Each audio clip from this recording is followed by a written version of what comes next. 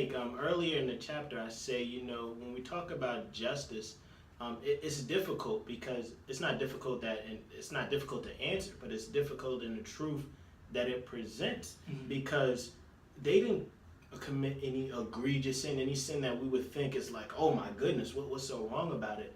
But what justice, and we kind of spoke on this earlier, but to just flesh it out, is like, in order to be just, you must meet that standard of perfection. And that if though anybody who does not act according to that standard of perfection must be dealt with. And so once again, I can't come at you and judge adequately, because what we say is all sin is equal. And there's an element of truth to that, but not all sin is equal here on earth in comparison to man relationships, because I can't judge the liar the same way I judge the murderer. But what God can. Yeah. God can, because a sin is still breaking his standard of perfection. Yeah. And that's what they did. In order to dwell in perfect harmony, or just to meet that standard of perfection, that you have to be perfect. And if you're not, that you must be dealt with. And we say the wages of sin is what? Death. All they did was sin one time. And God said, if you do this, death is going to come upon you. And it's like, man, when we read that, we have to understand the weight of sin. Because I think so many people were here, and I think you were saying when I was 10 years old, I would rob. And people were like, I did that too. What's so bad about that? And it's like, what's so bad about that is you're going to be held, if God is the one who determines justice. This is what and it says it in the Gospels, God demands perfection. That's the standard, and that's the whole point that we're making, that none of us have met that standard of perfection. So therefore God must deal with us justly. And it's like, when we read this account in Genesis, and we see that God says, if you eat from this tree, you're going to die. But if anybody knows the Bible, Adam lived to like 130 years old. So it's like, wait a minute. Is God slacking his judgment? Is God someone that we can't, take for truth, Because he said he was going to die, but I say this. There's two indicators that prove that God wasn't slacking his judgment. Number one, he made a promise.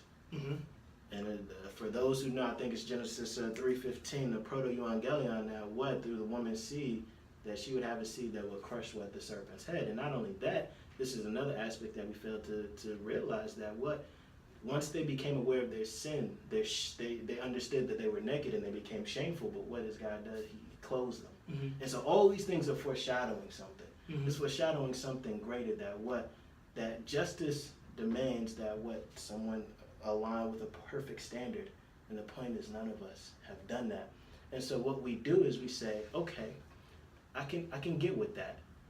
And you gave and this is the scenario that I heard, and a man by the name of Paul Washer, I don't know if you've heard of him, he was preaching on Romans 3:23, and he gave that scenario that you gave, that someone comes, brutally murders your family. He's got your last child in his hand, he's about to choke the life out of him. You come, you subdue him. And like I said, just follow the scenario, because most people would kill a person. You bring him before the judge, and the judge says, because of all the love in my heart, I'm going to let him go. Now, what are you going to say?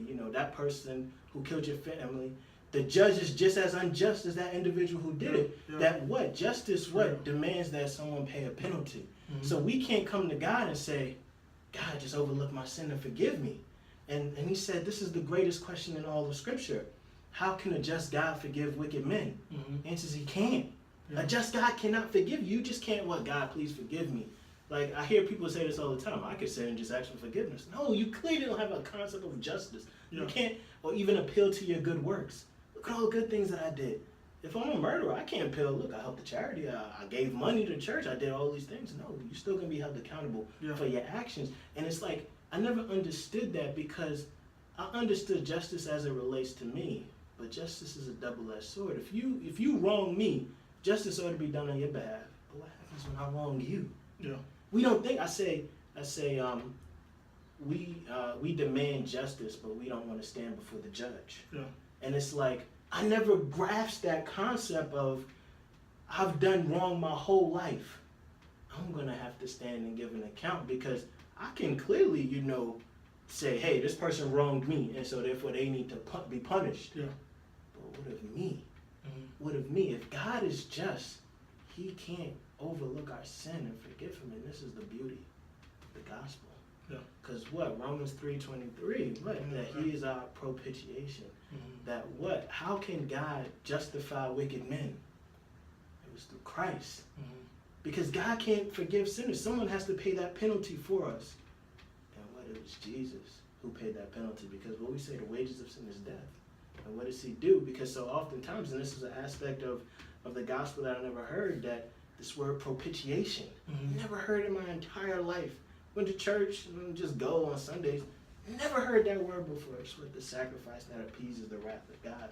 That someone has to pay that penalty. Mm-hmm. Someone has to suffer for my sin. Yeah.